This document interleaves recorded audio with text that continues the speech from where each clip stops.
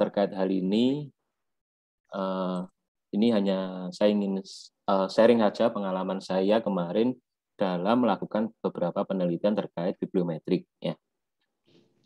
Oke, kita mulai nih Bapak Ibu. Terkait dengan bibliometrik ini, hari ini kita langsung praktek juga boleh Bapak Ibu, atau kita pengenalan dulu terkait bibliometrik juga monggo, saya ngikut aja. Saya berharap teman-teman mahasiswa bisa ini langsung praktek. Saya berharapnya bisa langsung praktek agar bisa langsung menggunakan dari software bibliometrik, bisa langsung melakukan penelitian terkait dengan bibliometrik ini. Softwarenya ada banyak sekali Bapak Ibu, langkah-langkahnya juga banyak dalam melakukan penelitian terkait dengan bibliometrik. Ya. Oke, ini CV singkat saya tadi disampaikan oleh Bu Mazi. Saya dari Universitas PGRI Kanjuruhan Malang, Bapak Ibu. Kemudian saya juga alumni dari UM, S1, S2-nya di UM, tapi S3-nya saya ke Bandung karena mencari beasiswa, Bapak Ibu. Di UM saat ini belum ada beasiswa terkait dengan pendidikan IPA atau pendidikan fisika. Kemudian bidang ilmu saya itu di bidang pendidikan fisika, pendidikan IPA, atau di bidang teknologi pendidikan IPA. Karena riset saya terkait dengan bidang-bidang media teknologi di bidang IPA. Saya juga merupakan jurnal editor di Momentum Basic Education Journal, yaitu di Sinta 2. Terkait dengan riwayat penelitian saya, Bapak Ibu dan teman-teman bisa melihat di Scopus ID ataupun di Google Scholar saya di internet. Ya, saya juga sering kali melakukan penelitian terkait dengan pendekatan bibliometrik ini. Oke, Bapak Ibu, sebelum kita mulai ke inti dari bibliometrik, saya ingin ini refresh sejenak. Mungkin sudah sangat umum bagi Bapak Ibu, sudah sangat familiar apa itu struktur artikel ilmiah yang ada di jurnal. Ya, di antaranya Bapak Ibu akan melakukan beberapa artikel atau sering membaca, yaitu jurnal-jurnal artikel, ataupun proceeding, ataupun book chapter, book series, literatur review, short communication, dan lain sebagainya. Itu merupakan scientific article. Nah, di mata kuliah yang Bu masih tempuh juga Bapak Ibu nanti juga diminta untuk membuat artikel. Sebenarnya apa sih isi dari artikel itu? Ya, diantaranya yang pertama mungkin kita di pendahuluan atau introduction, di sini kita sebut dengan I. Di situ kita tuliskan apa yang kita atau orang lain lakukan dan kenapa kita melakukannya lah. Di situ di introduction itu nanti ada gap risetnya. Gap riset di artikel itu bagaimana mencarinya lah. Salah satunya mencari gap riset di artikel itu salah satunya adalah dengan melakukan pendekatan bibliometrik. Bisa ada banyak sebenarnya cara untuk melakukan mencari gap riset. Di antaranya bisa dengan pendekatan bibliometrik, bisa dengan melakukan pendekatan SLR, Systematic Literature Review, atau dengan konten analisis dan lain sebagainya. Banyak sekali. Nah, Bapak Ibu nanti kalau melakukan penelitian disertasi misalkan, itu kompleks sekali. Bapak Ibu harus melakukan gap risetnya seperti apa, kemudian melakukan konten analisisnya juga dan lain sebagainya. Itu sangat kompleks. Nah, itu ada di introduction. Nah, introduction itu ada gap risetnya di sini. Nah, salah satunya nanti kita melakukan dengan pendekatan bibliometrik.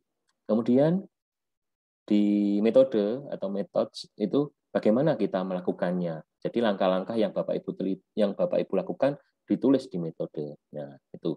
Kemudian di research and discussion itu apa yang kita temukan dan apa arti dari semua itu.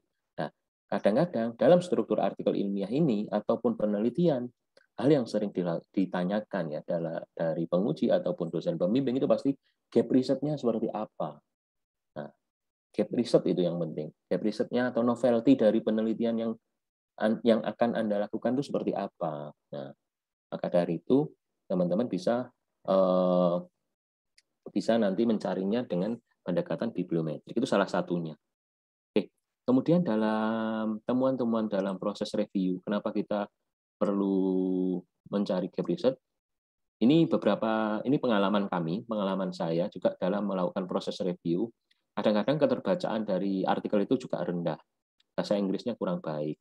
Kemudian banyak sekali tipu, error grammar, bahkan terjemahannya Google Translate tanpa disaring lagi. Nah, ini banyak sekali dilakukan oleh autor. Kemudian judulnya juga kurang menarik, abstraknya juga masih abstrak. Permasalahan aims and methods itu juga tidak nampak. Implikasi juga tidak nampak. Nah, ini temuan-temuannya. Kemudian di bagian introduction juga ini penulis itu rata-rata belum memaparkan state of the art. Nah, dan gap research ini penting sekali. Gap research ini belum ada kadang-kadang. Nah, kemudian literatur review juga sangat minim. Di dalam metode itu juga desainnya juga tidak jelas. Karakteristik subjek atau objeknya juga belum dijelaskan, ya. Itu beberapa hal yang ada dalam temuan di proses review. Kemudian di hasil dan pembahasan gambar dan tabel itu kadang-kadang tidak dimaknai atau ditafsirkan. Nah, dan yang terakhir dalam kalimat kesimpulan itu masih berbau kalimat sekilas info, bukan statement sintesis dari hasil risetnya. Nah, dari temuan-temuan ini, Bapak Ibu, temuan-temuan ini yang reviewer baca itu di atas ya, setelah abstrak pasti introduction ya. Itu di sini pentingnya. Nah, memaparkan state of the art dan gap research. Nah, Bapak Ibu dosen pembimbing atau penguji pasti juga akan mengejar di sini state of the art dan gap research-nya seperti apa. Kalau teman-teman sudah mempunyai senjata amunisi ya, kalau papernya sudah terbit, sudah terindeks, terkait dengan state of the art atau gap research, saya yakin itu akan menjawab pertanyaan dari penguji atau dosen pembimbing. Nah, salah satu caranya, ini cara menemukan gap research itu salah satunya bisa dengan SLR, bibliometrik, dan lain sebagainya. Bagaimana cara menemukannya? Kalau cara manual, Bapak Ibu harus membaca semuanya. Kemudian setelah membaca, kita temukan gap research-nya. Problemnya seperti apa, ini cara yang manual. Nah,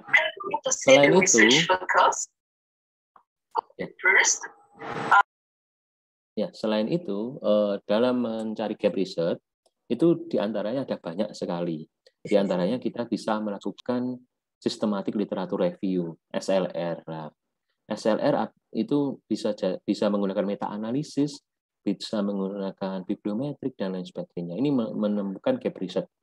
Ini beberapa paper saya yang sudah terbit, ini dari satu disertasi, kecuali yang ini ya, meta-analisis ini bukan, saya belum melakukan meta-analisis ini. Nah, di meta-analisis ini Bapak Ibu, banyak sekali metode yang bisa digunakan di meta-analisis. Salah satunya metode Vasilogik itu metodenya, saya lupa ini. Ini ada ini metodenya. Jadi meta-analisis itu pendekatannya, tapi metode penelitiannya atau langkahnya itu banyak sekali. Ya. Banyak sekali. Nah, kalau bibliometrik ini juga banyak, nanti saya sebutkan beberapa, tapi akan saya jelaskan salah satunya. Nah, bibliometrik itu juga banyak langkah-langkah metode penelitiannya. Nih, kemudian Bapak Ibu juga bisa. Ini bagi teman-teman FE yang biasanya pendidikan ekonomi ya, biasanya itu kan kalau kita mengembangkan sebuah buku teks ya, buku teks atau modul, ya, Bapak Ibu harus menganalisis dulu, konten analisis dulu, buku yang ada di pasaran itu seperti apa. Jangan-jangan buku yang kita kembangkan nanti itu sudah ada di pasaran. Nah, buku yang kita kembangkan sudah ada di pasaran, maka tidak bagus kalau kita mengembangkannya. Jangan-jangan yang di pasaran itu lebih baik daripada buku yang akan kita kembangkan. Nah, makanya kita perlu menganalisis semua buku yang ada di pasaran. Nah, ini saya kemarin penelitian saya terkait low carbon, saya analisis dulu buku-buku teks di SD yang ada di pasaran dari 10 penerbit. Nah, ini ada 26 buku.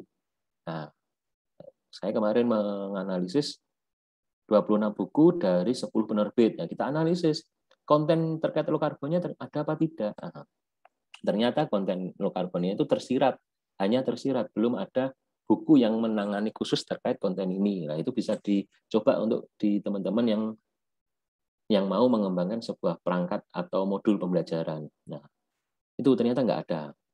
Ini bisa terbit di H2 ini.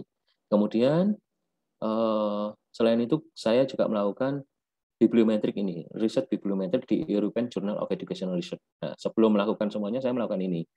Ada nggak gap riset yang membahas terkait ini? Nah, nanti saya tunjukkan ternyata tidak ada paper yang membahas terkait dengan low carbon education yang saya komunikasikan dengan buku misalkan, atau saya kombinasikan dengan teknologi, itu tidak ada hubungannya. Nah, makanya perlu kita kembangkan untuk low carbon education dengan bidang pendidik, dengan bidang teknologi, bisa dengan bidang ekonomi, kita sinkronkan dengan bidang yang lain, itu bisa. Karena di petanya nanti itu nggak kelihatan, nggak terlihat low carbon education ini berhubungan dengan bidang teknologi, bidang ekonomi. Nah, itu nggak kelihatan. Makanya itu gap risetnya di situ.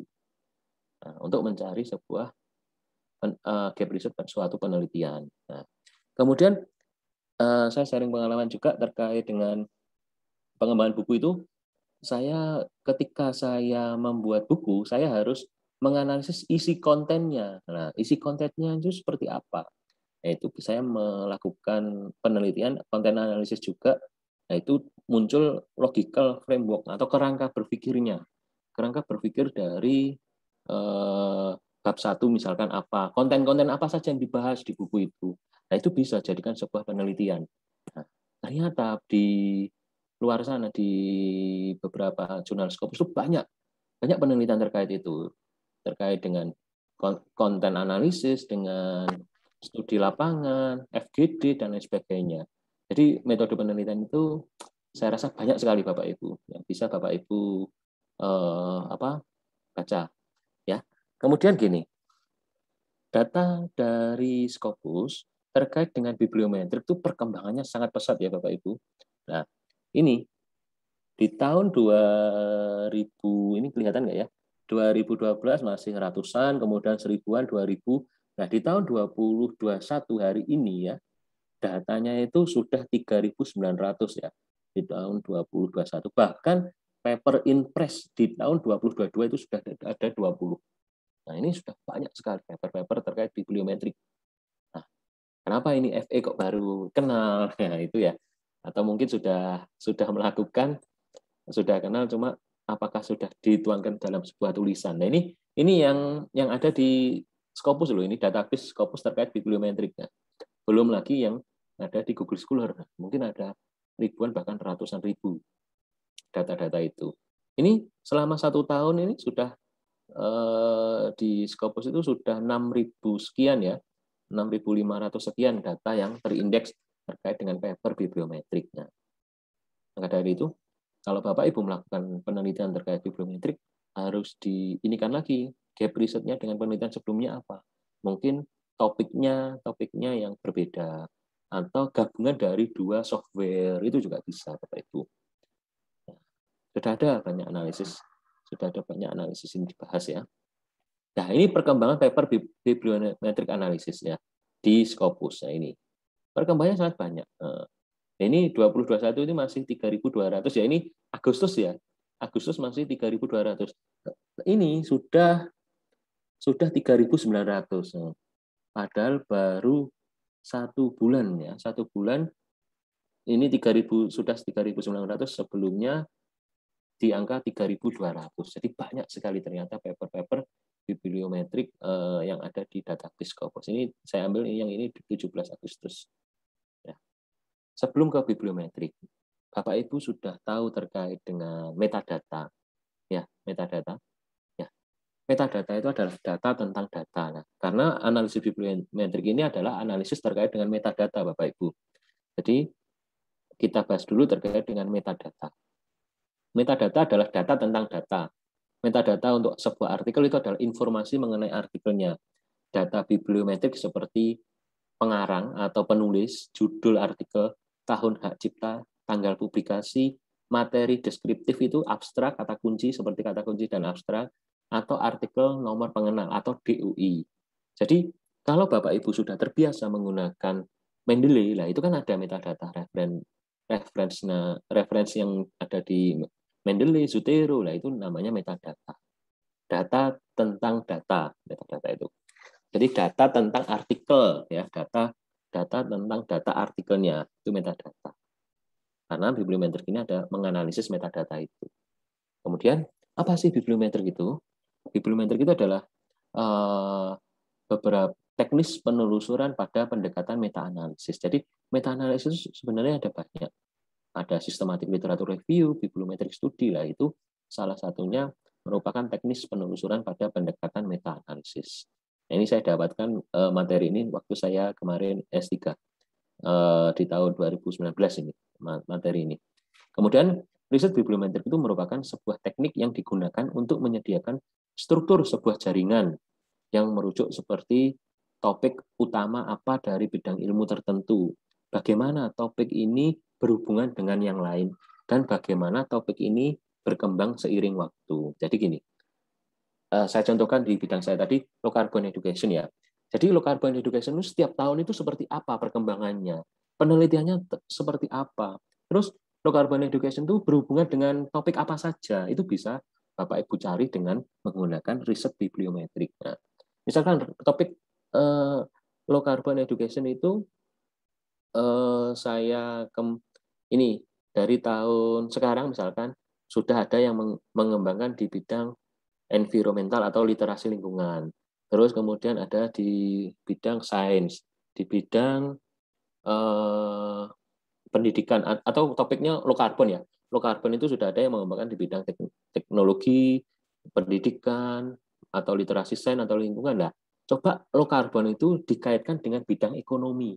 Jadi ada paper terkait low carbon ekonomi. Itu ada dampak ekonomi terkait perubahan lingkungan atau perubahan rendah karbon itu seperti apa. Nah, itu biasanya riset-risetnya di pabrik itu. Ada itu. Nah, ternyata belum banyak yang menganalisis low carbon ekonomi di Indonesia. Nah, kalau belum banyak membuat penelitian terkait low carbon ekonomi di Indonesia, nah itu kesempatan Bapak Ibu untuk melakukan penelitian itu. Nah, low carbon ekonomi itu ada itu, low carbon ekonomi. Bapak Ibu coba searching aja. Nah, low carbon ekonomi di pabrik apa gitu, atau dampak low carbon ekonomi bagi pemerintah atau apa ya, atau suatu daerah itu bisa. Ya. Nah, kemudian menurut Nicholas Enrici, bibliometrik itu adalah studi dari ilmu perpustakaan ya, diantaranya terkait dengan matematik dan statistik metode ya, yang ada di dalam buku atau media komunikasi. Lain nanti seperti ini Bapak Ibu. Nah, strukturnya seperti ini. Nah, ini contoh struktur di metode bibliometrik. Sebenarnya ini bisa Bapak Ibu. Systematic Review and Bibliometric Network Analysis ya. Ini di bidang ekonomi atau manajemen and business. Nah, itu ada, ini bisa Bapak Ibu lakukan.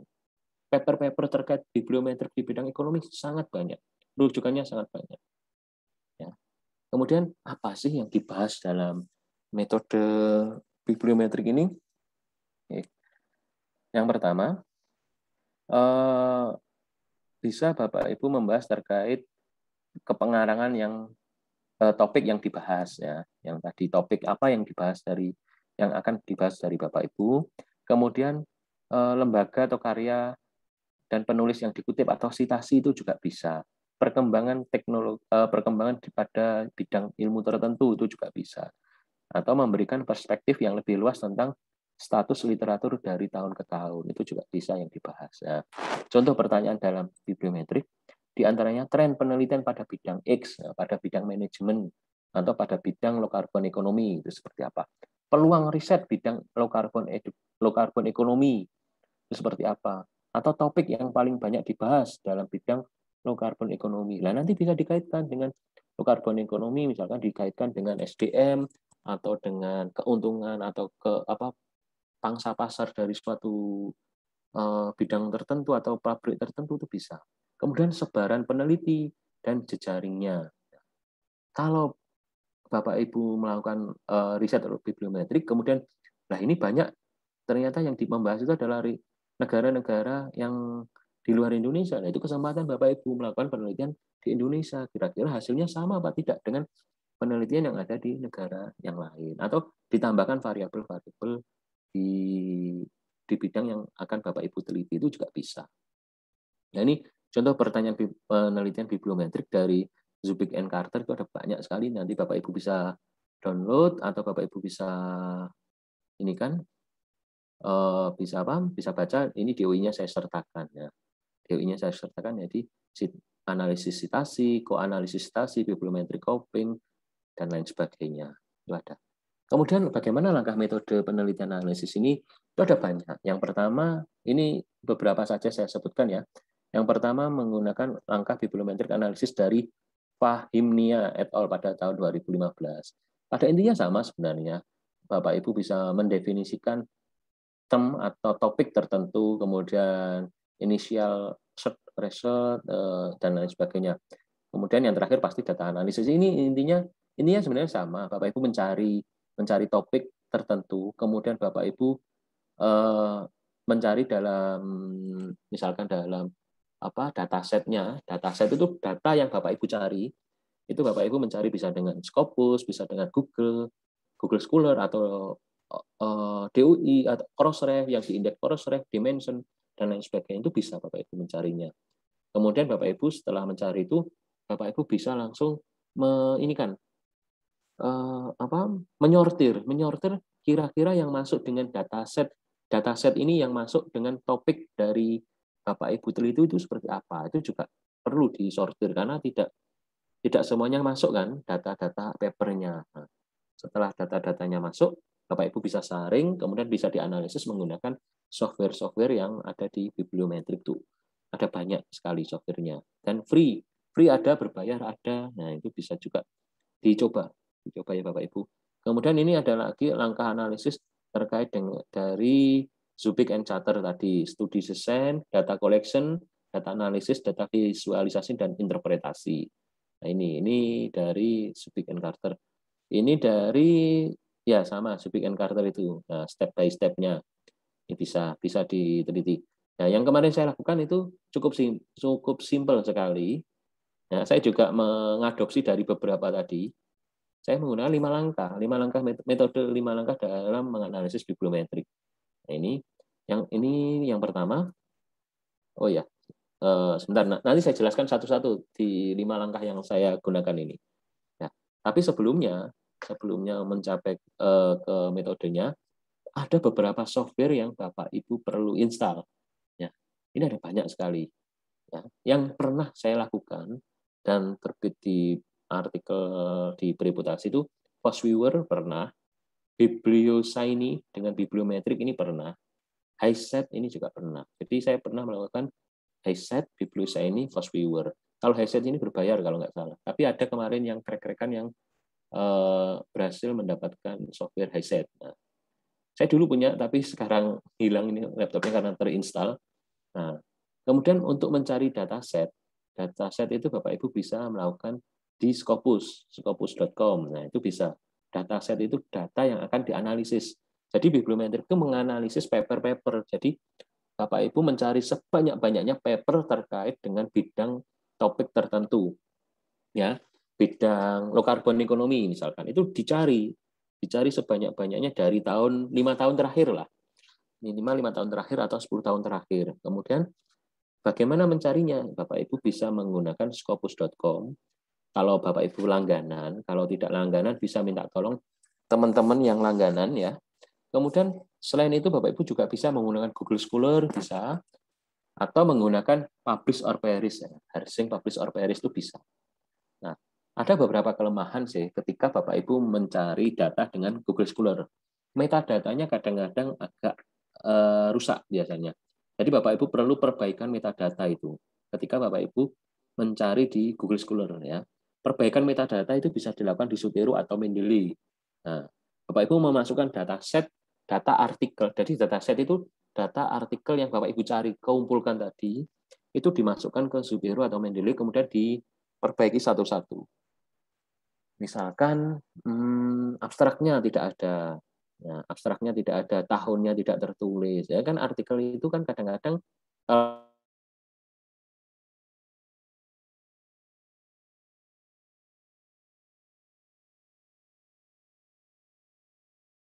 abstrak dan lain sebagainya. Nah, kadang-kadang membentulkan artikel misalkan 1.000 atau 2.000 itu juga membutuhkan waktu kadang-kadang. Makanya saya sering menggunakan scopus.com. Nah, rata-rata di scopus.com ini datanya sudah bagus. Jadi tidak perlu menggunakan Zotero atau Mendeley. Nah, Excel di sini itu juga bisa untuk memperbaiki metadata. Ya. Untuk SiteNet Explorer ini juga bisa untuk menganalisis, tapi saya belum pernah melakukan yang ini. Yang SiteNet Explorer. Mungkin nanti suatu saat pasti akan saya lakukan. Iseng-iseng saya membuat data. Nah, ini data dan analisisnya ini sangat cepat. Bapak Ibu bisa mungkin dalam waktu 10 menit bisa ambil data dan menganalisis lewat software. Yang agak lama mungkin menginterpretasikan data itu. Jadi memaknai gambar itu kadang-kadang yang agak sulit. Nah, ini download-nya saya sertakan ya. Yang pertama yang saya lakukan, yang pernah saya lakukan dan terbit kemarin, itu yang pertama menentukan kata kunci pencarian. Nah, topik apa yang kira-kira akan saya teliti. Nah, kemarin disertasi saya terkait low carbon education. Baik, berarti saya mencari low carbon education di Scopus ataupun di Google Scholar. Nah, kebetulan waktu itu low carbon education itu di Scopus itu nggak ada. Adanya itu hanya low carbon aja. Nah, kebanyakan low carbon saja ya. Low carbon education sangat jarang, mungkin tidak lebih dari 10 yang ada di Scopus.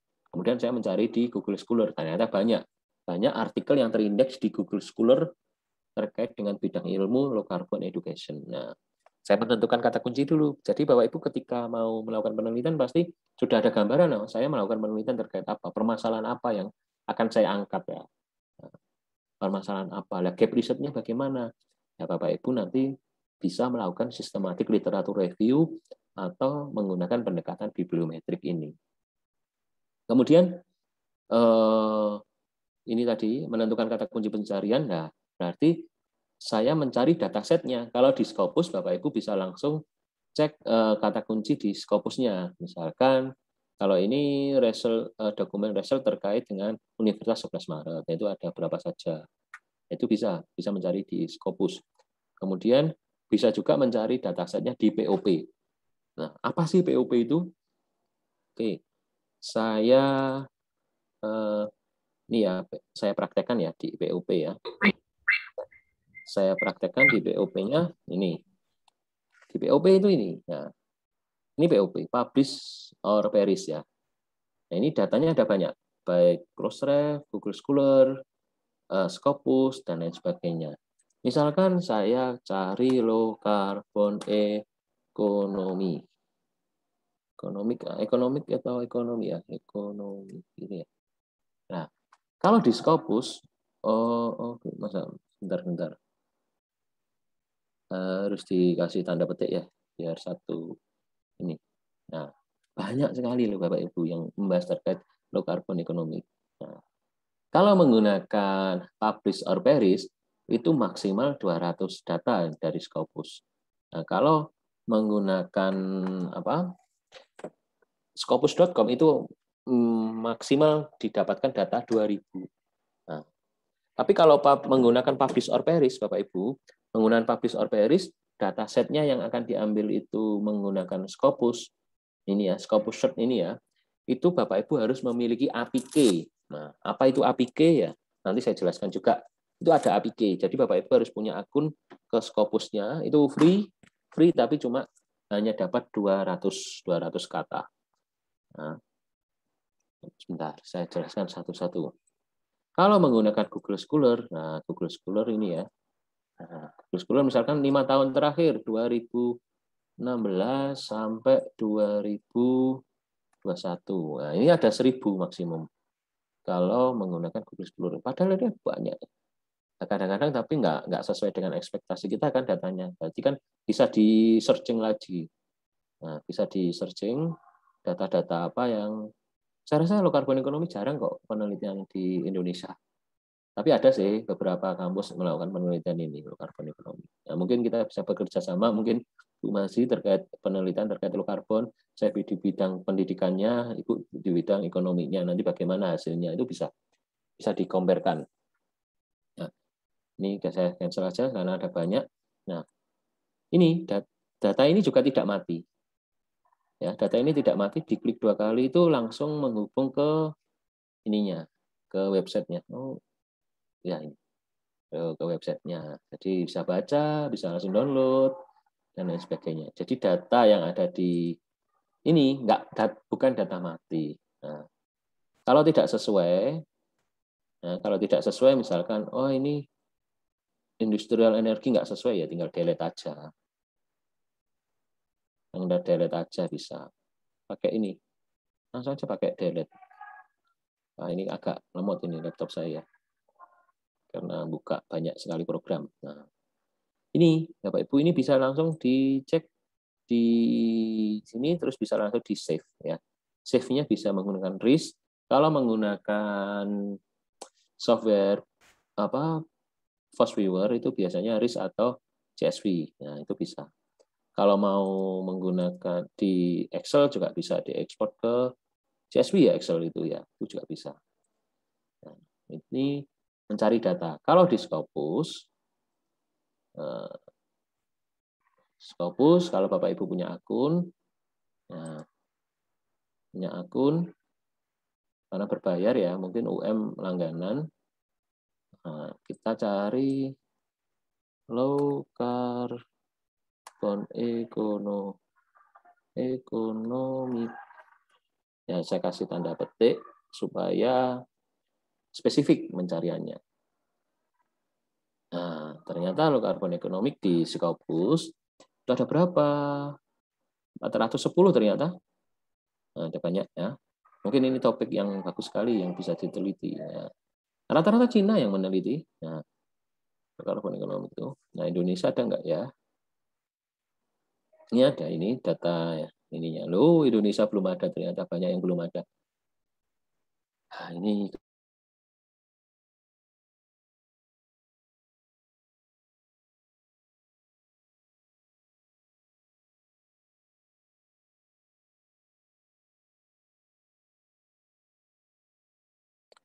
tuh, itu mencari dataset di POP dan di Scopus. Nah, ini apa saja yang bisa didapat dari POP itu ada ini. Kalau menggunakan Crossref itu 200, menggunakan Google Scholar tadi Google Scholar ini tadi sekitar 1000. Nah, ini kalau menggunakan Scopus tadi 200 data. Nah, itu acak ya. Ini penemu Harsing Publish or Perish ya, beliau ini. Nah, kalau melakukan pencarian berarti ini langkah yang saya jelaskan tadi, yang saya praktekkan tertulis semua. Materinya nanti saya sebarkan, saya kirim ke Bu Masi ya materinya. Bagaimana menyimpannya? Nah, itu tadi menyimpannya di Publish or Perish. Itu Bapak Ibu bisa bisa di ini save result ke RIS ataupun ke CSV atau yang lain sebagainya. Itu bisa. Ya. Kemudian cara memperoleh API Scopus itu juga ada. Sudah saya jelaskan di sini caranya. Menjebol API Scopus itu ini caranya. Nah, Bapak Ibu harus punya akun di Scopus. Ini tidak berbayar. Jadi kalau pertama kali menginstal POP ya, Publish or Perish itu pasti nggak bisa. Nah, Bapak Ibu langsung searching data di Scopus ya. Searching data di Scopus itu nggak bisa. Nah, jadi Bapak Ibu pasti diminta untuk melakukan ini diminta untuk menuliskan APK. Nah, APK-nya ini diminta untuk menuliskan APK. Nah, caranya ini. Bapak Ibu bisa akses ke Scopus, kemudian bisa cek di Scopus API. Ya. Di Scopus API, kalau di sini, di bawah ini ya, Scopus API-nya ini. Nah, itu diklik. Nah, diklik, nanti muncul tampilan seperti ini. Nah, tinggal ketik aja APK-nya, ikuti langkahnya saja. Itu bisa. Nah, kemudian saran saya ketika Bapak Ibu mau menganalisis sebuah bidang ilmu tertentu yang sekiranya umum ya bidang itu, pakai ini aja, top 5 publisher aja. Jadi publisher yang bagus saja untuk menganalisisnya. Dianalisis di sini itu saya rasa sudah bagus. Kalau bidang ilmu dari Bapak Ibu umum, sifatnya umum. Tapi kalau kalau khusus atau spesialis ya mungkin kalau di Saint Direct itu juga kesulitan, atau Springer juga kesulitan. Seperti bidang ilmu yang kemarin saya teliti, yaitu low carbon education. Nah, setelah mencari dataset, nah, Bapak Ibu melakukan hasil pencarian awalnya harus spesifik. Jadi dicek lagi dari tahun-tahunnya. Misalkan judulnya dikasih tanda petik. Terus tahunnya dari tahun berapa sampai berapa itu juga perlu ini kan disetkan ini ya tahunnya. Jadi ditulis langkah-langkahnya, ditulis detail.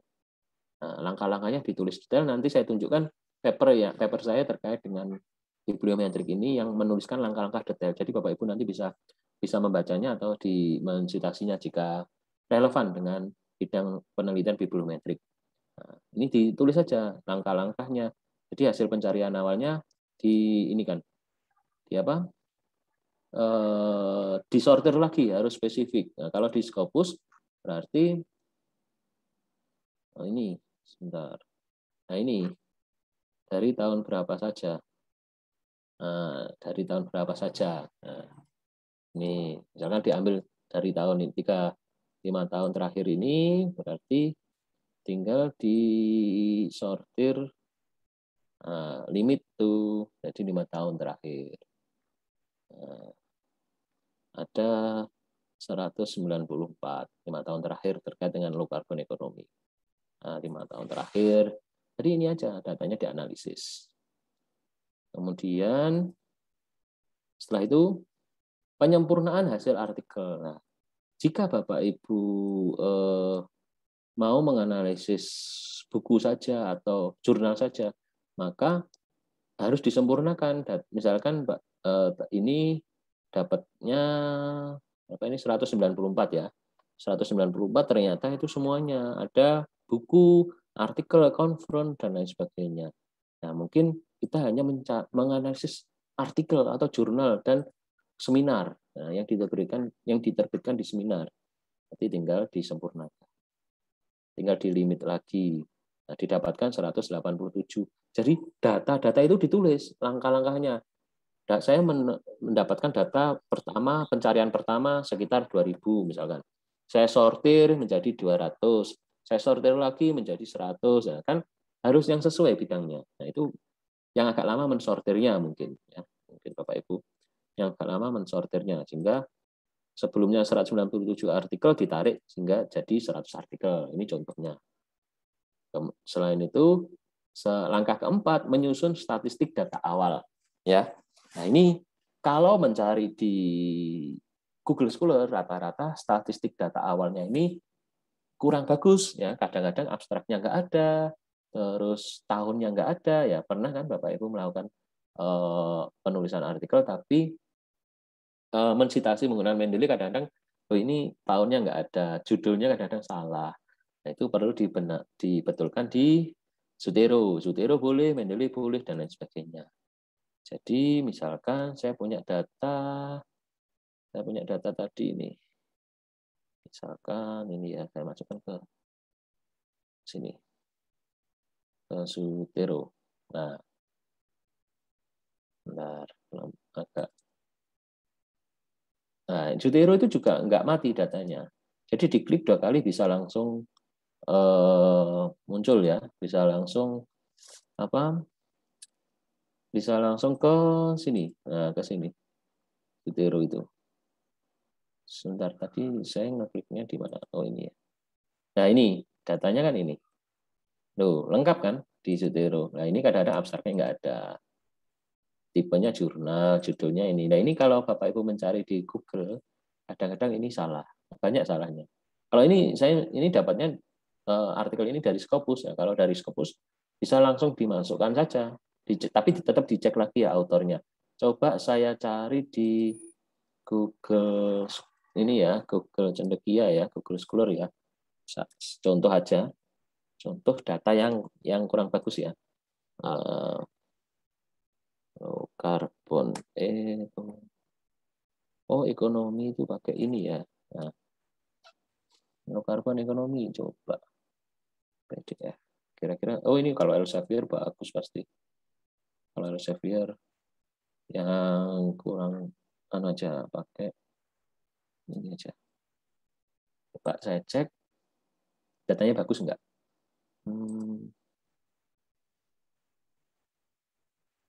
Bentar. Nggak bisa di-download. Iya, nggak bisa di-download, cari lagi lah.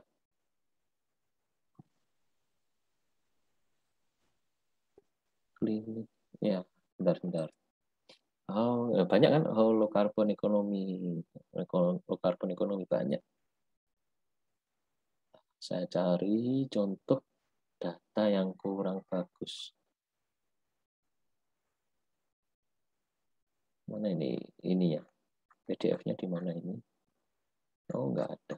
Ya, pokoknya ada contoh Bapak Ibu. Contoh yang kurang bagus itu kadang-kadang ininya abstraknya nggak ada. Atau autornya ini hanya satu, padahal di artikel itu ada banyak. Nah, itu perlu diperbaiki dulu di sini, kemudian nanti di ekspor ke bentuk RIS lagi, nah, di-download lagi. Setelah diperbaiki,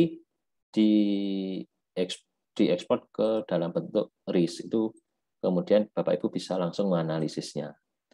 Nah, kemudian anak dari statistik ini Bapak Ibu bisa melengkapi judul, nama penulis, abstrak, kata kunci, jurnal, tahunnya, volumenya, nomor, halaman, dan seterusnya. Harus dilengkapi. Kemudian Bapak Ibu bisa menganalisis menggunakan Fast Viewer, atau SiteNet Explorer, atau HiSite, atau Bibliometric and BiblioShiny. Itu bisa. Nah, bagaimana menganalisisnya Bapak Ibu? Ini saya langsung praktekkan saja, nggih. Nah, bagaimana menganalisisnya? Jadi ini Bapak Ibu, ini salah satu contoh aja menggunakan Fast Viewer. Saya contohkan menggunakan Fast Viewer dulu. Nah, datanya apa? Datanya sudah ada di sini kan, saya sudah download datanya, kemudian bentuknya RIS. Nah, bentuknya RIS, saya cari. Ini saya cari datanya, oke. Ini terkait dengan penelitian saya terkait dengan literasi lingkungan. Nah, yang dianalisis judul dan abstrak. Nah, next. Pokoknya ini panduannya ada. Apa yang dimaksud ini itu ada semua. Panduannya ada di sini. Fast Viewer manual. Nah, ini. Nah, nanti dipelajari aja Bapak Ibu. Dipelajari di sini. Nah, berbahasa Inggris ya. Inggris ya, ini dipelajari aja. Manual booknya. Nah, apa saja ini? Maksud dari data ini apa itu ada. Nah, ini next saja ini. Nah, ini sebenarnya kata kunci yang tidak sesuai, misalkan pengen dihilangi bisa. Nah, makanya perlu analisis ini, perlu ini ditulis yang dihilangi yang mana saja, anunya yang mana saja. Oke, ini contoh saja. Oke, terkait dengan ini terkait dengan environmental education, environmental literasi. Nah, kata kuncinya environmental literasi. Ternyata environmental literasi itu ada nggak di sini? Kebanyakan adalah di pendidikan lingkungan. Nah, kebanyakan di pendidikan lingkungan. Nah, ini di Indonesia jarang yang melakukan itu. Di Indonesia jarang. Banyak sebenarnya di Indonesia itu yang melakukan environmental literasi itu banyak. Nah, ini ada empat blok ya, 4 blok ini. Nah, ini yang 4 blok ini rata-rata tidak kurang berhubungan misalkan. Ya, ini kalau environmental education itu berarti sangat berhubungan dengan environmental protection, berhubungan dengan environmental issue. Nah, mungkin environmental education itu kurang ini ya, kurang ada penelitian yang berhubungan dengan kemampuan kognitif misalkan. Nah ini kan, jadi bisa ini melakukan penelitiannya. Gap research-nya kelihatan, tidak berhubungan dalam dataset ini. Nah, meskipun berhubungan, tapi besar kemungkinannya kecil. Nah, ini hanya untuk mencari secara cepat saja, Bapak Ibu. Untuk lebih mantepnya, Bapak Ibu melakukan systematic literature review yang manual itu. Nah, itu dianalisis satu-satu artikelnya. Kemudian dari tahun ke tahun. Nah, dari tahun ke tahun ternyata yang 2019 Indonesia itu baru-baru ini saja melakukan penelitian terkait literasi lingkungan, environmental literasi ya. Nah, ini baru ini. Jadi tahun ke tahunnya baru terlihat Bapak Ibu. Yang semakin ini ungu berarti sudah lama dilakukan. Kemudian density itu kedalamannya. Jadi yang semakin pekat ini berarti semakin banyak yang melakukan penelitian di bidang itu pada dataset ini, pada dataset yang saya download ini. Ini ada sekitar 100-an artikel ini di sini. Nah, itu Bapak Ibu bisa nggak usah di screenshot ya, bisa langsung screenshotnya bisa langsung di save. Nah, bentuknya apa? Overlay ini itu bisa. Nah, bisa langsung di save, bisa langsung dimasukkan ke dalam paper. Nah, contoh paper saya terkait dengan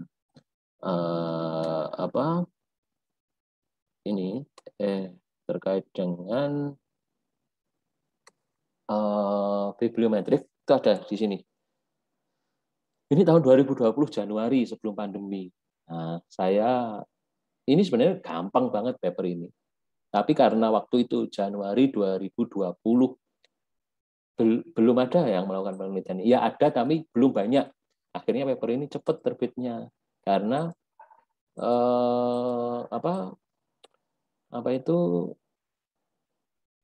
topik yang sangat baru. Nah, ini Q3 waktu itu. Q3 saya submit sendiri ke sini. Ya mungkin ini di UM di blacklist ya jurnal ini katanya ya, dengar-dengar sama IJI dan lain sebagainya. Tapi saya kemarin ke sini pakai ini reviewnya juga lumayan banyak review. Kemudian saya rasa jurnal ini sebenarnya bagus kok. Reviewnya juga ada 5 kalau nggak ya reviewernya. Nah, reviewernya juga 5 terus juga yang direview itu adalah konten. Nah, ini di Q3 low carbon analysis ini juga banyak yang sudah mensitasi ya, mungkin karena waktu itu baru di Indonesia ya, maksudnya jarang bukan baru ya, sangat jarang melakukan penelitian itu. Saya itu penelitian ini tuh dari sini loh sebenarnya, dari UGM. Saya melakukan citasinya dari UGM ini terkait dengan 5 langkah ini. Nah, saya ngambil datanya saya ngambilnya di Oktober 2019 dengan keyword low carbon education. Saya mengambil Google Scholar karena Google Scholar merupakan data terbesar, harus disampaikan. Ya mungkin Bapak Ibu bisa mengambil dari Scopus. Kenapa? Karena Scopus itu datanya kredibel misalkan. Nah, perlu ada rujukannya mungkin ya. Pengambilannya saya mengambil dari POP, Publish or Perish. Nah, alasannya sebenarnya dari Scopus itu sangat sedikit. Dari Scopus ini sangat sedikit data terkait low carbon education. Coba ini saya carikan. Sedikit waktu itu. Makanya saya ngambilnya dari low carbon education. Dari Google Scholar maksudnya, dari Google Scholar. Bentar, ini bisa nggak?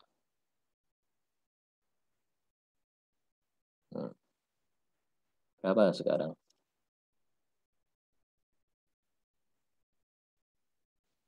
Saya cek. Oh, 12 kan? Waktu itu saya 7 ini. Low carbon education itu. 7. Makanya sedikit waktu itu. Lah ini salah satunya kan paper saya ini, low carbon education. Low carbon education. Oh, ada lagi ini low carbon literasi yang belum saya, yang beda keyword. Waktu itu 7 kalau nggak salah yang carinya. Sekarang sudah 12. Makanya kalau literatur review dari menggunakan bibliometrik itu semakin banyak data yang diambil semakin bagus ininya. Visualnya ini semakin bagus. Ya, semakin terlihat lah visualnya. Ini sudah cara menganalisisnya tadi sudah saya jelaskan. Ini paper saya. Ini saya jelaskan langkah-langkahnya. Kemudian hasilnya ini sebelum saya ini sortir, ini sudah saya sortir, sudah saya perbaiki. Awalnya 97 itu dari 5 tahun terakhir di Google Scholar. Saya sortir yang sekiranya sesuai dengan bidang ini adalah 55 artikel. Nah, kita analisis, ini yang paling banyak disitasi itu yang mana saja. Ini jurnal-jurnal ini. Yang paling banyak publisher yang sering menerbitkan terkait low carbon education itu yang mana saja. Ya berarti saya tidak akan menerbitkan di sini terkait paper ini. Nah, sudah banyak di situ. Saya menerbitkan dari publisher yang lain, di jurnal yang lain. Sekiranya menurut jurnal yang lain itu topik ini baru, itu kan kelihatan dari sini. Ini datanya kelihatan low carbon education. Nah ini ternyata kurang berhubungan misalkan dengan bidang tidak ada yang mengembangkan sebuah buku atau modul. Nah, nggak ada kan kata kunci modul atau book atau teknologi. Pak Itu Huda nggak yang bisa ini. Pak Huda yang tanda merah, hijau, biru, kuning ini apa? Ini Pak, Itu penjelasannya gimana Pak? ya sebentar. Nah, itu merupakan ini Bu, klaster Bu. Nah, ini klasternya. Jadi di data ini ada beberapa klaster ya Bu yang sekiranya saling berhubungan. Jadi merah ini saling berhubungan itu dijadikan satu klaster. Hijau saling berhubungan yang dijadikan satu klaster. Kuning juga demikian, biru juga demikian. Jadi ini klasternya Bu, klaster yang saling berhubungan dalam bidang ilmu tertentu ini. Jadi ini yang saling berhubungan itu dikumpulkan di sini dalam satu klaster yang merah. Yang dalam satu ini dikumpulkan dalam satu biru seperti itu. Jadi sangat jarang berhubungan misalkan yang merah dengan yang biru. Jadi itu bisa diinikan bisa diketahui gap risetnya. Jadi gap risetnya di situ. Nah, kadang-kadang gini, ini memang nggak berhubungan, memang misalkan suatu hal yang memang nggak berhubungan sama sekali atau memang belum ada yang meneliti. Nah itu loh kadang-kadang makanya perlu disortir dulu datanya. Datanya itu perlu disortir lagi, perlu dikaji lagi apakah data set itu sudah benar apa belum. Nah supaya ini paper-papernya itu merupakan paper-paper yang sesuai dengan topik dari Bapak Ibu. Nah, ada misalkan ini low carbon education dalam bidang teknik misalkan kan tidak berhubungan dengan yang saya teliti misalkan di bidang pendidikan, yaitu data itu dihilangkan saja data set artikelnya. Jadi memang nggak berhubungan gitu loh. Jadi sebaiknya yang nggak berhubungan itu dihilangkan. Ya, yang tidak sesuai dengan topik kita. Nah, ini klaster-klasternya Bu di sini. Oke. Berarti Saya lanjutkan gitu. ya, benar Pak Huda. Semakin ruwet di tengah ini, artinya berarti semakin banyak penelitian itu ya Pak ya. Betul. Semakin besar. Gitu. Semakin besar ini ya. Semakin besar ini semakin banyak penelitian kata kunci ya, kata kunci penelitian di bidang ini dalam dataset yang saya ambil. Nah, saya kan ngambil 55 misalkan atau 100 berapa. Jadi dalam satu dataset itu. Nah, Ibu mau ngambilnya 2000 ya silakan ngambil 2000 data. Nah, disortir lagi pelan-pelan, sortir lagi. Makanya rata-rata bibliometrik itu 5 tahun atau 10 tahun. Nah, jarang yang sampai sampai berapa tahun gitu kan datanya banyak. Kecuali bidang ilmu tertentu yang spesifik ya. Contoh yang seperti saya tadi low carbon education aja di scopus.com hanya berapa tadi? Nah, 12, hanya 12. Ini spesifik, makanya saya ngambil datanya nggak dari Scopus, Bu. Saya ngambil datanya dari Google Scholar. Nah, tapi juga harus diberikan alasan kenapa kok ngambil dari Google Scholar. Nah, saya cari penelitian terkait dengan yang mengatakan Google Scholar itu merupakan basis data terbesar. Nah, itu saya menemukannya di sini. Jadi perlu kita cari. Nah, kalau Bapak Ibu pengen mencari kenapa kok melakukan ngambil datanya di Google Scholar ya bisa citasi dari paper saya ini karena menurut ini Google Scholar itu merupakan basis data terbesar. Nah kalau pakai Scopus, alasannya ya Scopus merupakan salah satu alasannya Scopus itu merupakan basis data yang kredibel. Nah, itu ada penelitiannya banyak. Bibliometrik itu banyak sekali Bu ininya metode penelitiannya. Nah, atau Bapak Ibu bisa ini gabungkan dua dua apa? Sebentar, saya carikan. Dua metode dalam satu paper. Nah, ini kemarin itu saya gabungkan dua penelitian. Dua penelitian ini sudah review, nunggu terbit saja ini. Bentar. Nah, ini gabungan dua metode penelitian, yaitu saya menggunakan bibliometric analysis dengan menggunakan review yang biasa, konten analisis lah, review analisis dengan bibliometrik. Ini saya gabungkan hasilnya seperti apa. Itu banyak Bapak Ibu yang bisa Bapak Ibu lakukan.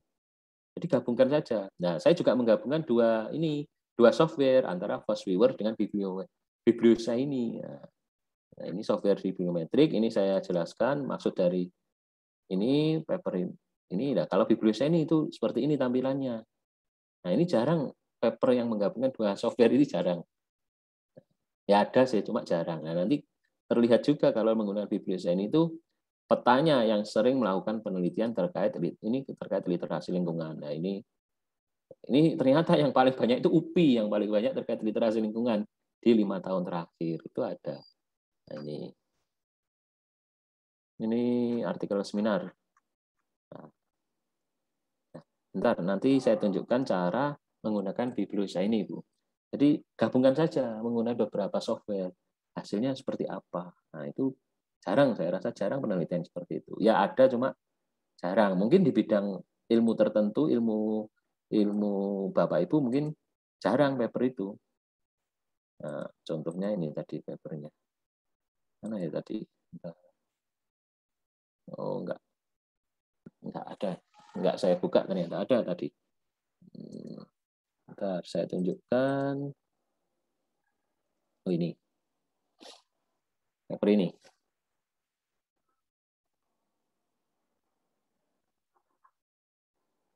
Ya, paper ini menganalisis terkait Bibliosa ini. Menggunakan software Bibliosa ini. Analisisnya seperti ini. Ini analisis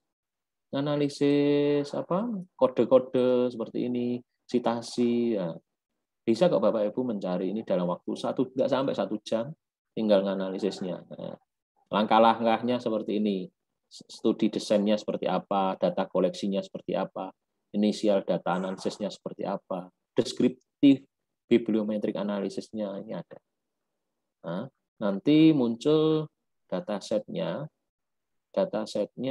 seperti ini. Ini menggunakan bibliometrik kan, menggunakan FastViewer. Nah, ini menggunakan FastViewer digabungkan dengan yang menggunakan Bibliosa ini. Mana Bibliosa ini? Nah, seperti ini. Ini kelihatan bedanya nanti. Jarang ini penelitian yang melakukan dua software ini jarang. Nah, ini yang menggunakan FastViewer ya Bapak Ibu. Ini tadi menggunakan FastViewer. Nah, sekarang saya lanjutkan dengan yang menggunakan software Bibliosa ini. Nah, Bibliosa ini itu paket software di RStudio. Pakai RStudio, jadi pakai program R ya Bapak Ibu, aplikasi R. Mungkin kalau teman-teman biasanya yang cowok-cowok ini sering install biasanya RStudio, nah, kemudian pasang paket bibliometriknya. Ini contohnya. Jadi install RStudio, kemudian jalankan aplikasi ini. Nah, ini ketik aja di RStudio-nya. Contoh ini. Nah, ini di RStudio nanti halaman pertama itu pasti ini, munculnya ini. Karena lama ya, ini saya langsung aja. Lamanya itu installnya loadingnya lama. Karena laptopnya kurang support ini. Nah, ini Bapak Ibu ketik aja install paket bibliometrik, install.package. Ya, ini sudah saya sampaikan di sini, install ini, kemudian akan muncul ini, program-program ini muncul terus sampai successful muncul, kemudian nah sampai ini selesai, Bapak Ibu bisa langsung install lagi, ketikkan lagi ini library bibliometrik. Nah, ini kemudian muncul lagi, kemudian Bibliosa ini. Kemudian setelah selesai semua, itu akan muncul di sini. Bentar. Akan muncul tiba-tiba di sini. Ini error ini. Oke, saya ulangi saja. Saya ulangi, nggak apa-apa ya Bapak Ibu, saya ulangi menggunakan program R-nya.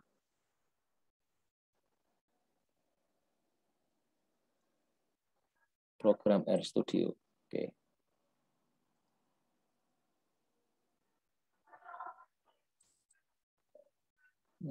Bentar, nah, lama kan agak lama. Mungkin sampai sini dulu ada yang ingin ditanyakan dari teman-teman mahasiswa Bu atau dosen. Silahkan sambil saya install R Studio-nya. Silakan jika ada pertanyaan mahasiswa maupun Bapak Ibu dosen yang lain silakan. Silakan. Ini saya ketik install paket.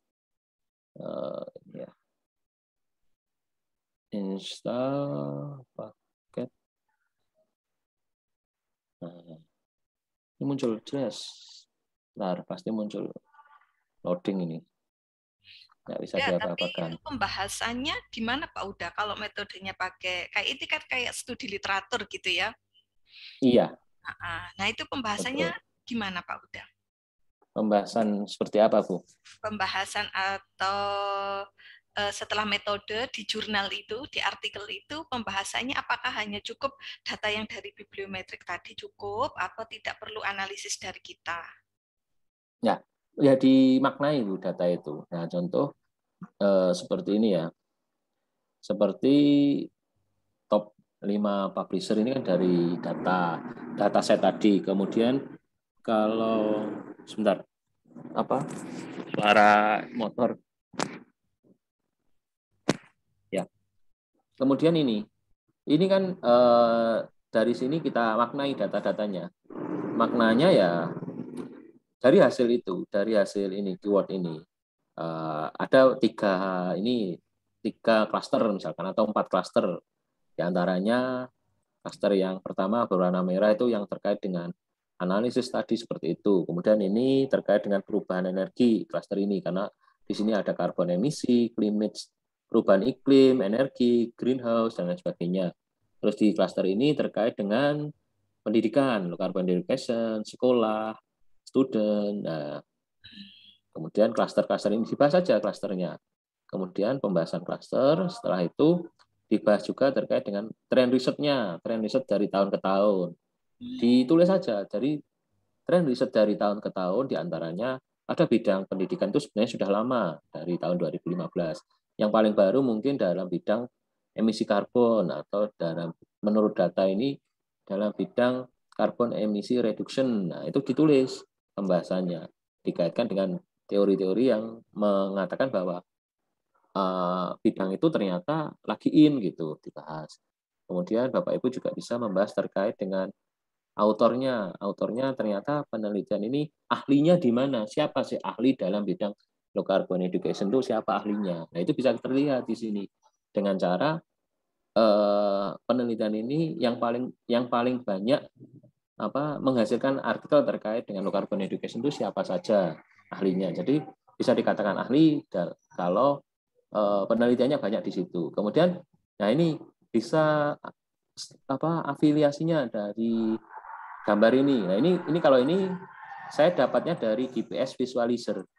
Nah ini bukan install ini free di internet software ini.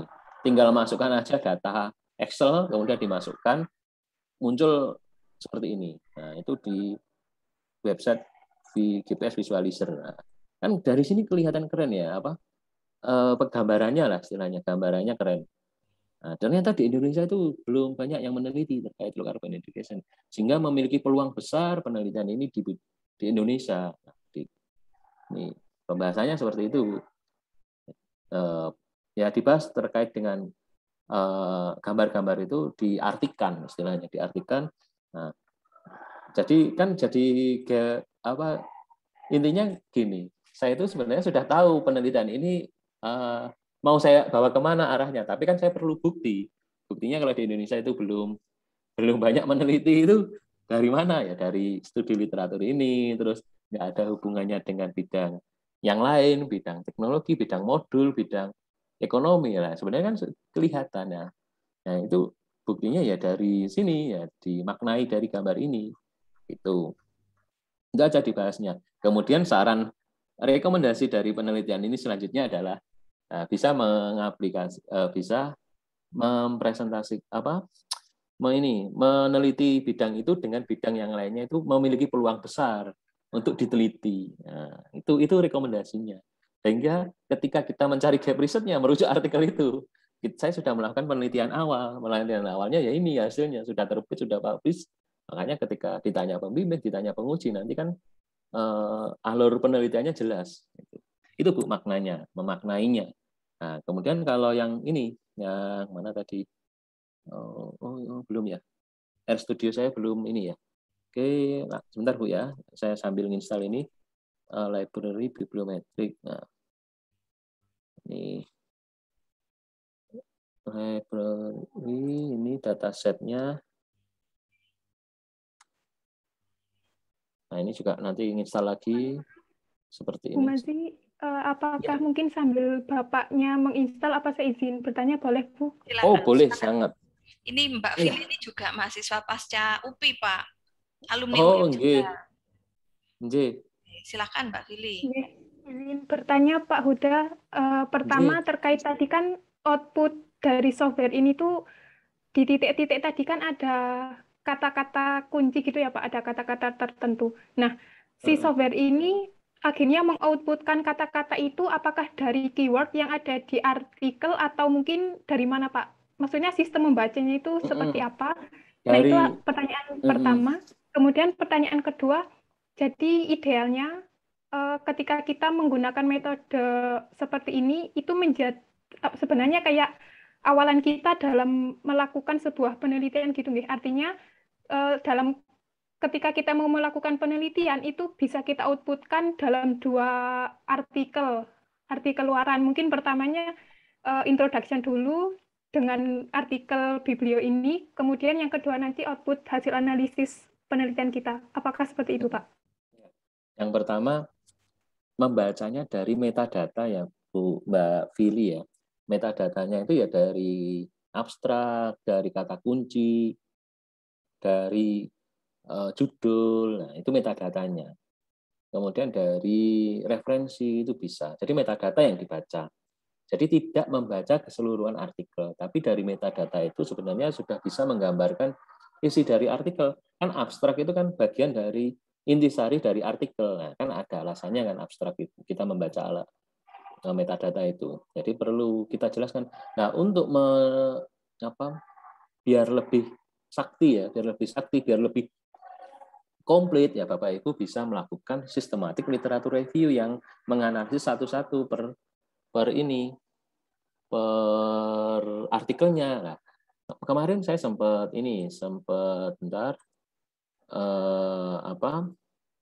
mahasiswa saya juga bisa saya minta untuk analisis sistematik literatur review itu. Bentar ya, saya carikan. Bentar.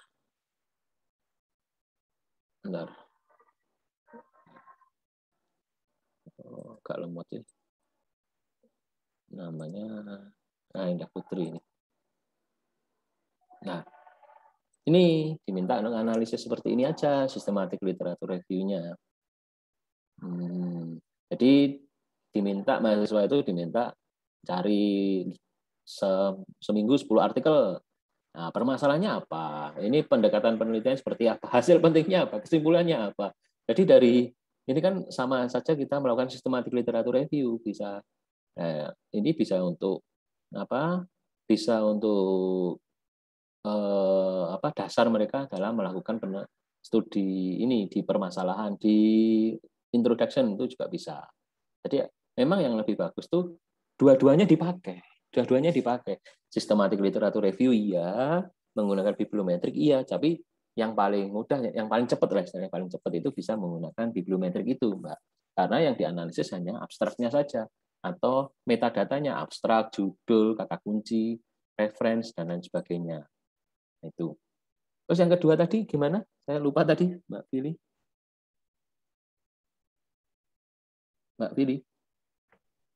Pertanyaan keduanya berarti sebenarnya ketika kita menggunakan metode penelitian ini itu hanya semacam introduction ketika kita mau melakukan penelitian yang sesungguhnya gitu Pak. Jadi Ya, ibaratnya misal kita ya. punya satu proyek penelitian sehingga bisa ada 2 output artikel. Iya, banyak output malahan kalau saya bisa itu. Jadi memang bibliometrik itu sebenarnya untuk penelitian pendahuluan. Jadi untuk mengetahui tren riset, ya, Mbak Pilih misalkan mau penelitian apa, mau melakukan penelitian pada topik apa, permasalahannya sudah ada. Nah, tren riset dalam topik itu sejauh ini seperti apa? Tren risetnya, nah itu bisa diketahui dengan cara menggunakan bibliometrik ini secara cepat ya. Tapi kalau pengen secara manual juga bisa menggunakan pendekatan sistematik literatur review. Nah, sistematik literatur review ini yang paling bagus saya dapat itu dari Josh ini. Josh Fuzzy ya, kalau nggak salah. Ini meta analisis student. Ini dirujuk juga banyak ini yang merujuk. Nah, dengan oh ya, dengan Prisma metodenya. Metode SRR-nya dengan Prisma. Umum Bapak Ibu mungkin sudah sangat umum ya melakukan pendekatan. Sudah sering mendengar metode Prisma. Nah, ini sistematik literatur review manual ini. Jadi dianalisis dari tahun ke tahun. Ininya apa ini? Frekuensi artikel dari tahun ke tahun, distribusi artikelnya, jurnal konfrontable, seperti apa distribusinya, nah ini konteksnya. Nah sebenarnya artikel data apapun itu bagus ya Bapak Ibu. Cuma bagaimana kita menuangkannya. Nah, kayak ini ya ketela kalau digoreng ya itu dijual di warung kan harganya mungkin 1.000 atau 2.000. Tapi kalau sudah dibuat garlic, diiris-iris, terus ditambahi topping, ditambahi ini kan jadi 10.000 lah itu loh. Jadi sebenarnya data ini ya, data saya ini juga data yang ecek-ecek sebenarnya. Cuma tinggal kita mengemasnya saja, aja ini. Nah, contoh lagi nih artikel saya ini. Nah ini data ini ya data ini sudah ini ya. Bentar. Data ini juga ya biasa sih, cuma kita ngemasnya saja, ide penelitiannya saja menurut saya yang bagus. Nah ini analisis buku, karena saya membuat buku, saya analisis dulu bukunya di lapangan itu seperti apa. Nah, sebenarnya ini biasa sih datanya, cuma kita ngemaskannya aja dalam bentuk yang berbeda. Nah itu ya Mbak Fili ya. Jadi sebelum melakukan penelitian bisa juga melakukan sistematik literatur review seperti ini dengan pendekatan Prisma, atau bisa juga melakukan penelitian di pendekatan bibliometri. Terus nanti ada lagi hasilnya hasilnya ditulis, diterbitkan lagi. Ya, itu banyak sebenarnya paper yang bisa dihasilkan dari satu penelitian itu. Oke. Gitu nggih Mbak Fili? Oke, terima kasih Pak.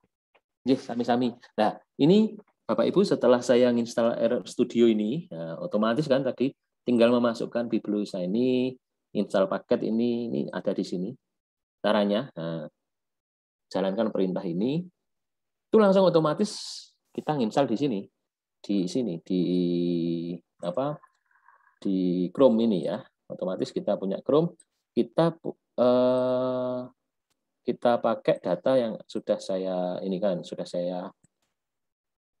punya di laptop saya ini. Nah, ada di sini. Ini terkait dengan literasi lingkungan ya, Bapak Ibu. Terkait dengan literasi lingkungan, mungkin Bapak Ibu punya data apa saja bisa dimasukkan ke sini. Oke, kita startkan. Nah, ini dengan software yang lain, software Bibliosa ini. Kalau tadi softwarenya FastViewer ini. Nah, ini softwarenya dengan Bibliosa ini. Bentar. Memang agak lama. Lumayan berat software ini. Nah, proses. Nah, ini kelihatan DOI-nya, tahunnya, angkanya kelihatannya. Dari data ini, data set ini kita bisa ngecek ya, Bapak Ibu bisa ngecek rata-rata citasi setiap tahun itu juga bisa dicek. Nah, rata-rata citasinya bisa dicek. Nah, agak lama ini. Atau langsung saja kita cek autornya. afiliasinya saja. Kita langsung cek afiliasi autornya. Bentar. Nah, afiliasi autor dari penelitian terkait literasi lingkungan itu ternyata paling banyak di UPI. Kenapa kok UPI ya? Saya kurang tahu, mungkin lagi ngetren di UPI. Dan juga di Otago. Nah, ternyata paling banyak di situ. Ternyata ya kita simpulkan aja. Penelitian UNJ juga ada, UI, UNS, Indonesia sama Amerika ini kebanyakan yang mendominasi. Berarti mungkin kita simpulkan semua negara ternyata tren risetnya terkait literasi lingkungan itu di semua negara diperlukan, atau dalam negara-negara yang berkembang. Itu. Kemudian kita bisa cek juga corresponding autornya. Bisa ngecek, oh ya ini belum di-apply. Ya, ini correspondingnya Indonesia, USA. Terus kita bisa ngecek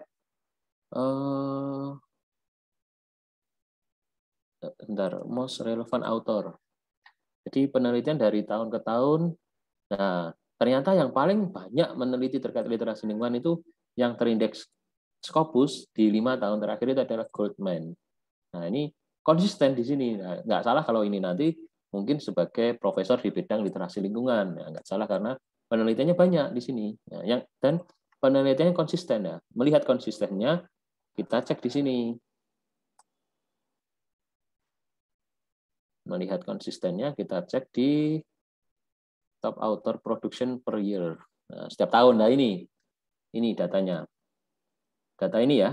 Nah, dari Goldman itu dari tahun 2016 belum meneliti terkait literasi lingkungan. Nah, kemudian dari tahun 2017 dia mulai meneliti.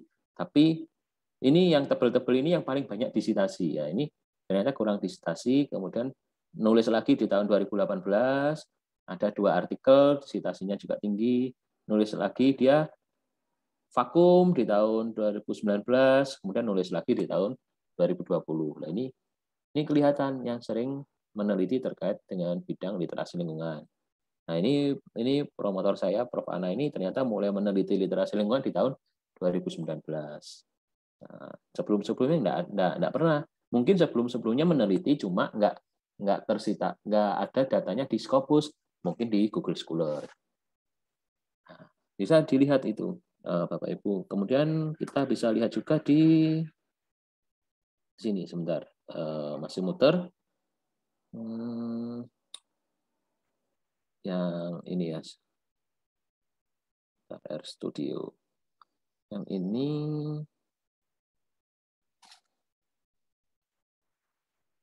ya, Bapak Ibu, ini terhambat jaringan ini biasanya.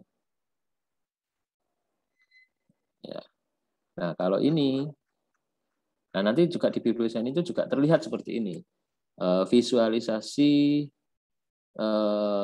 seperti ini, visualisasi seperti ini kayaknya agak lama. Wah, ini kalau ini dulu aja, ini dulu. Jadi di negara kelihatan yang paling banyak negara-negara mana? Cina, Indonesia, USA. Nah, di Afrika itu jarang yang melakukan penelitian dengan penelitian literasi lingkungan. Nah, mungkin kalau literasi lingkungan di sana kayaknya ini ya langsung doktor mungkin ya, penelitian disertasi di sana. Nah, jarang ini yang melakukan. Nah, kalau di Indonesia ada banyak ini terkait itu. Ada 83 dokumen. Nah, kelihatan kan, 83 dokumen, 56, 114 CSE ya. Nah, ini aja disimpulkan dari sini. Ternyata tren literasi lingkungan itu, penelitian literasi lingkungan ternyata ada di berbagai macam negara dengan tingkat negara berkembang, negara dengan ekonomi rendah mungkin. Ini kan Ghana kan ada ternyata, dan Ghana juga ada 4. Nah, sehingga permasalahan lingkungan mungkin bisa lebih dioptimalkan. Nah, itu yang bisa didapat dari ini. Ya banyak sekali, dieksplor aja ini. Nah, most cited countries itu juga ada. Oke, kemudian ada lagi, ini countries-nya yang citasi, ya, yang citasi terbanyak dari negara Cina, USA, ya banyak kan. Kemudian sebentar. Nah, jurnal apa saja yang sering menerbitkan dalam bidang literasi lingkungan? Nah, itu juga terlihat. Ternyata yang paling banyak itu JPCS, Journal Physics Conference Series. Itu proceeding ternyata. Kemudian ada Environmental Education Research. Itu paling banyak menerbitkan terkait dengan literasi lingkungan. Banyak sekali di sini ya. JPII juga ternyata masuk di sini. Kemudian jurnal yang sering disitasi ya, juga kelihatan di sini. Data-data jurnal yang sering banyak disitasi ternyata Journal of Environmental Education itu banyak disitasi. Ini kelihatan. Saya rasa banyak sekali yang bisa dieksplor, dituliskan di bibliosa ini. Ya. Contoh seperti ini. Ini didapat juga dari software bibliosa ini. Nah, memaknainya, AO itu ternyata autor yang sering meneliti terkait dengan literasi lingkungan. Ini DE ini kata kuncinya. Jadi kelihatan kalau Goldman itu penelitian yang paling banyak terkait dengan environmental literasi. Ini yang ada pada dataset yang saya ambil itu. Nah, kemudian yang lain ini sedikit-sedikit ini mungkin 1-2 penelitiannya. Nah, yang paling banyak memang Goldman tokoh yang meneliti terkait literasi lingkungan. Ini juga tokoh. Ya, semakin ke sini semakin kecil, berarti penelitiannya semakin sedikit. Ya. Jadi itu dituliskan aja di artikelnya. Jadi dari gambar 3 bisa direpresentasikan bahwa banyak autor, banyak peneliti yang meneliti terkait literasi lingkungan, di antaranya Goldman, Daniel, dan lain sebagainya. Ya. Dari tahun ke tahun, dari tahun ini, sehingga tidak salah kalau bisa disebut mungkin ahli dalam bidang literasi lingkungan. Itu Bapak Ibu, Bu Masih, mungkin ada yang ingin ditanyakan. Saya rasa cukup. Nah, ini bisa dipelajari sendiri dataset dari Biblioshiny, bibliometrik, website bibliometrik dari Biblioshiny ini bisa dipelajari sendiri, dieksplor sendiri. Saya rasa di sini mahasiswa-mahasiswa S2 ini ya paham terkait teknologi, sudah sangat familiar dengan teknologi, dosen-dosen muda juga familiar, jadi saya rasa gampang kalau mengaplikasikan penelitian ini dalam penelitian yang akan diteliti. Nah, ini contoh artikel saya di tahun 2020 kemarin, terbit di G3 dan G1. Ini gampang ini, maksudnya gampang itu ya artikel-artikel bibliometrik gitu loh. Ngambil data ya cepat kayak gitu, analisisnya cepat, tinggal memaknai saja, tinggal menuliskannya dalam bentuk seperti ini. Itu saja. Gampang ini, maksudnya saya ngomong gampang itu karena ya cepet lah, ngambil datanya cepet ininya. Tapi saya kemarin itu otodidak dalam ini belajar bibliometrik ini, nggak ada dulu webinar seperti ini. Saya pakai ini manual book, kemudian pakai dari YouTube atau pakai dari blog-blog, ini blog dari pustakawan. Saya juga tergabung di Pustakawan Indonesia kan, blog grup websitenya ini Pak Purwoko ini yang kemarin ngajari saya ini. Saya baca-baca ini otodidak lah sambil saya belajar dengan Pak Purwo itu. Mungkin itu Bapak Ibu yang bisa saya sampaikan. Mohon maaf apabila ada kurang dan salahnya. Monggo jika ada pertanyaan. Terima kasih atau kita diskusi saja. Terima kasih Pak Huda. Akhirnya ini ya Pak Huda, kalau misalkan ini mahasiswa MM, ini kan mahasiswa MM, saya tugaskan untuk membuat artikel, gampang aja pakai bibliometrik tanpa mereka harus ke lapangan, cukup berkutat di depannya laptop gitu aja sudah jadi artikelnya kan gitu ya. Cuman harus berlatih dulu menggunakan pendekatan bibliometrik ini dengan software-software yang tadi sudah disampaikan oleh Pak Huda, sehingga nanti saya minta itu Pak Huda materi nanti biar saya share ke mahasiswa gitu. Siap materinya nanti saya share ke Ibu nggih. Mungkin ada yang ingin ditanyakan lagi. Monggo silahkan mahasiswa atau Bapak Ibu dosen yang ingin bertanya, monggo. Ini ada teman-teman kami yang sedang S3 juga ini ada Pak Yuli, Pak Zangki, ada Bu Ita tadi itu, dan mungkin Bu Ika juga. Monggo silakan jika ada yang ditanyakan. Atau Pak Eli ini ahlinya kualitatif, kan ini lebih enak gitu kalau penelitian kualitatif itu yang pakai ini gitu. Jadi lebih gampang cari datanya gitu. Silakan mahasiswa jika ada yang mau ditanyakan atau semuanya sudah paham. Jadi kalau diam itu saya bingung Pak Huda, ada dua kemungkinan. Diam itu memikir atau diam itu nggak ngerti gitu. Jadi saya bingung. Kalau diam berpikir itu bagus, tapi kalau diam nggak ngerti ini kadang-kadang saya bingung. Nanti saya memberikan tugas itu biar nggak salah gitu Pak Huda. Jadi kan saya memberikan tugas juga harus saya kasih senapannya gitu Pak Huda, biar nggak salah gitu saya ngasihnya. Oke, gimana?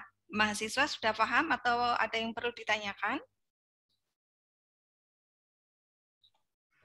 Kalau komentar saya, Bu Mazi. Silakan Pak Eli, silakan Pak Eli. Pak Eli ini Pak Kajur, Pak. Maaf, Pak Huda. Pak. Enggak, saya komentar aja. Sebenarnya bagus, materinya bagus sekali. Cuman kalau kita ini yang sudah agak-agak agak lama ini masih terbiasa dengan yang manual ya. Jadi kalau men-tracer riset terdahulu itu kan masih ya kerennya konten analisis lah bahasa kerennya, tapi sebenarnya manual sekali, sehingga kita mungkin perlu belajar softwarenya ya, ini yang penting. Jadi saran saya ke Bu Masi juga mungkin kita kapan-kapan perlu belajar lebih intens terkait dengan penggunaan softwarenya itu Pak. Oke, makasih sekali Pak Huda, ini ilmu baru. Matur suwun Pak Eli. Iya. Soalnya kalau nggak praktek nggak tahu. Tadi saya hanya mencontohkan. Nggak cukup Pak kalau hanya sebentar ini tadi. Iya. Hanya membuka wawasan aja ini sementara. Ini bagus. Ya. Jadi saya tidak mengira kalau misalnya kayak bibliometrik aja itu bisa terbit di Q1 dan gitu ya. Selama ini kita kan Q1 itu, waduh, bayangan kita itu kan yang seperti itulah, penelitian yang metodenya itu yang panjang gitu. Ternyata dengan bibliometrik aja bisa sampai Q1 kan gitu ya. Saya kira itu sebenarnya sederhana aja gitu, benar yang dikatakan Pak Huda tadi gitu ya. Cuman karena kita tepat sasaran tadi meneliti mengkajinya itu memang itu tren yang belum ada, belum diteliti kan gitu ya. Betul. Bagus. Ya, sebenarnya penelitian itu kayak saya tadi itu konten analisis di buku itu juga sederhana sekali Bu, sederhana. Tinggal menganalisis buku-buku yang ada di SD yang dipakai oleh guru-guru ya. Tapi bagaimana kita menyajikan, bagaimana kita mengemas itu kan juga jadi bagus. Konten analisis buku kan juga jarang dilakukan oleh teman-teman kita, maksudnya saya sendiri juga baru kenal gitu loh, kemana saja kemarin itu kan ternyata ada penelitian konten analisis itu, atau juga menggunakan pendekatan FGD. Nah, itu juga banyak sebenarnya penelitian itu. Jadi kalau kemarin saya itu gini, saya mencari jurnal, kemudian metodenya seperti apa, nah itu bisa nggak saya terapkan di bidang saya? Oh, saya runtut aja pelan-pelan, oh ternyata bisa, jadi hasilnya itu gitu.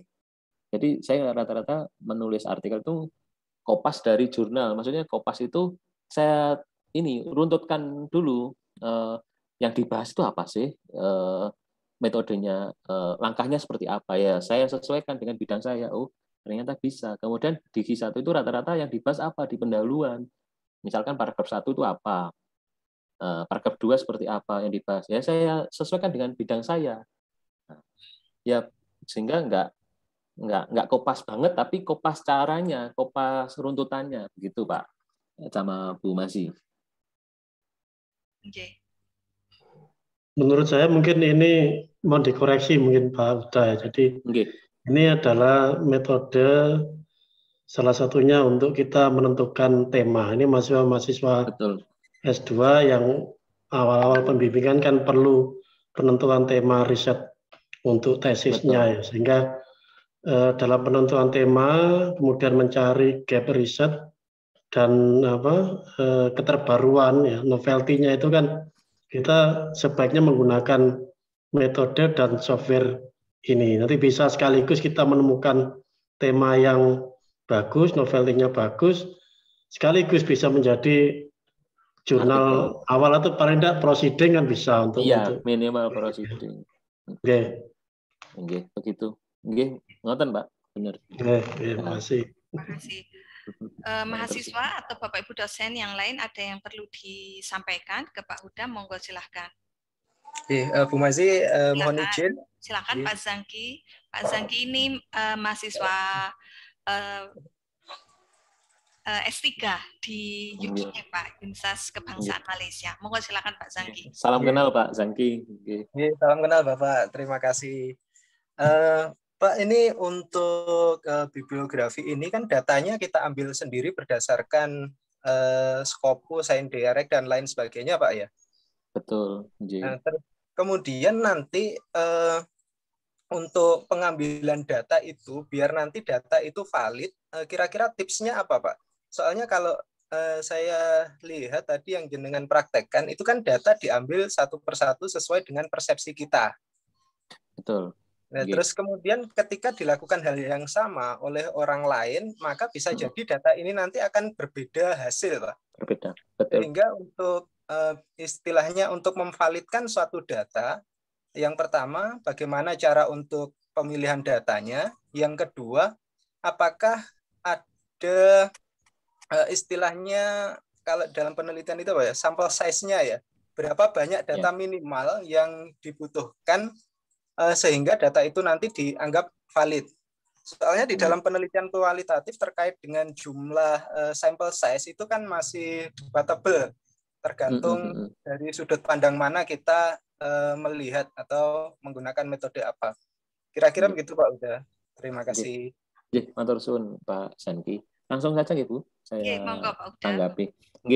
Gini Pak, data kan memang dari hari ke hari atau jam ke jam itu, misalkan saya ngambil dari Scopus itu juga berubah-ubah.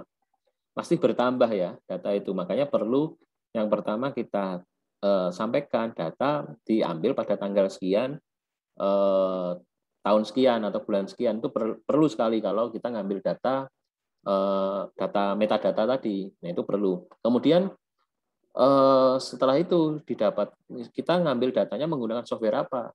Nah, kalau kita mengambil pakai POP, berarti kan diambil secara acak. Jadi bisa jadi data yang kita analisis berbeda dengan data yang orang lain analisis.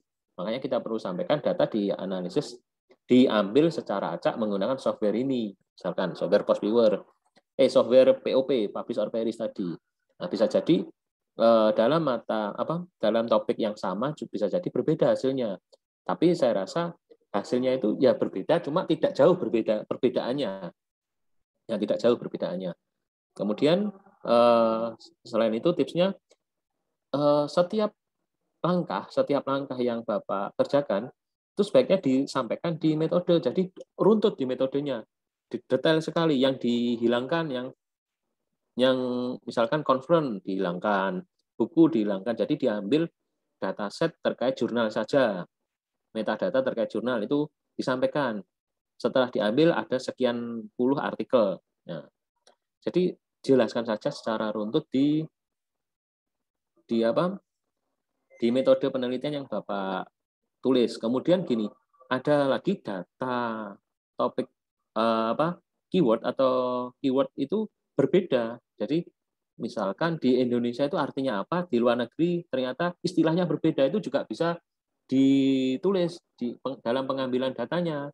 Nah, ada kan di Indonesia misalkan buku, ternyata di luar negeri itu yang dimaksud adalah modul, itu juga bisa digabungkan nanti. Kalau di Scopus kan biasa kita sebutkan book tanda petik terus N modul juga bisa. Jadi pengambilan datasetnya itu kunci utama dalam menganalisis ini sebenarnya. Jadi benar-benar harus ditulis secara rinci pengambilan dataset.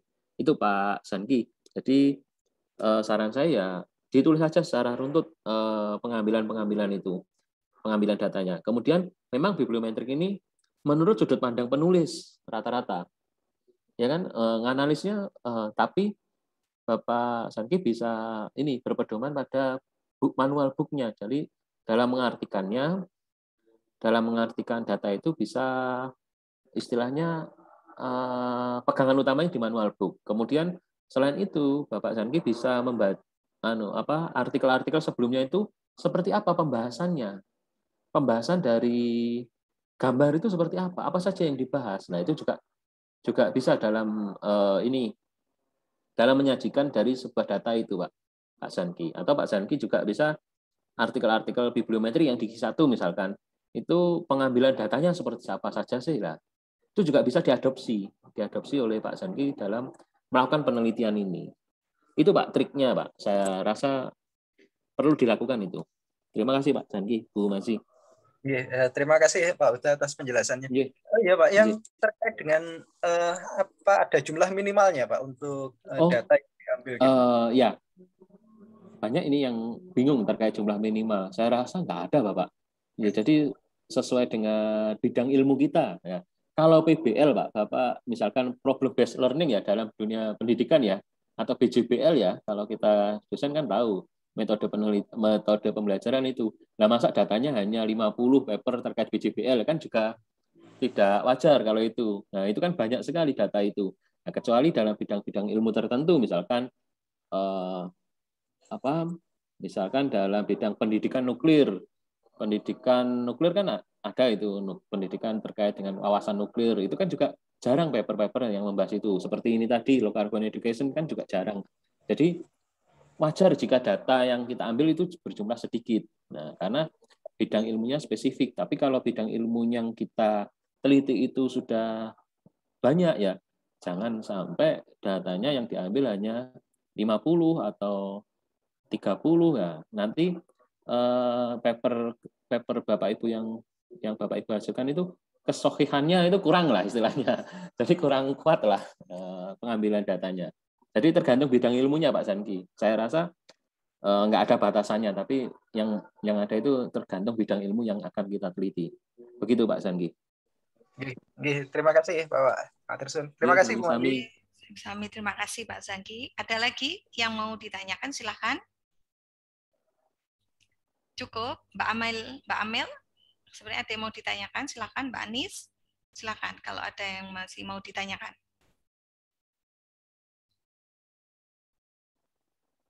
Oke, baik.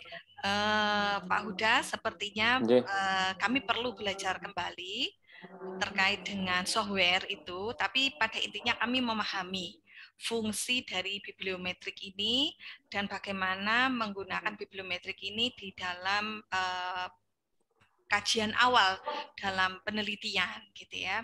Jadi yang tadi sudah disampaikan Pak Eli bahwa ini untuk menentukan novelty, kemudian ini yang disampaikan Pak Fili tadi merupakan penelitian awal sebelum ke penelitian sesungguhnya kan gitu. Sehingga dalam penelitian yang sesungguhnya nanti kami bisa menghasilkan beberapa artikel kan gitu ya Pak. Oleh karena itu sekali lagi saya ucapkan terima kasih Pak Huda atas ilmunya. Ini sangat bermanfaat sekali buat kami.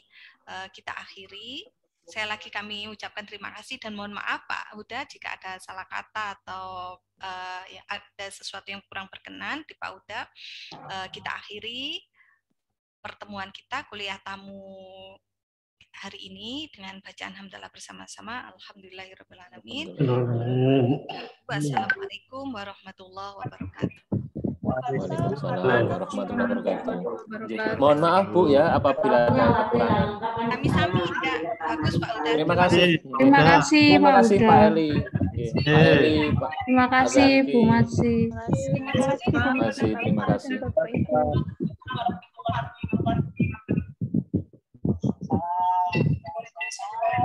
Bu Masih, saya mohon izin live nggih. Monggo Pak. Matur suwun Pak Eli, Pak Zanki, Bu Masih dan Bapak Ibu. Sami-sami Pak Uda. Terima kasih. Assalamualaikum. Waalaikumsalam. Salam.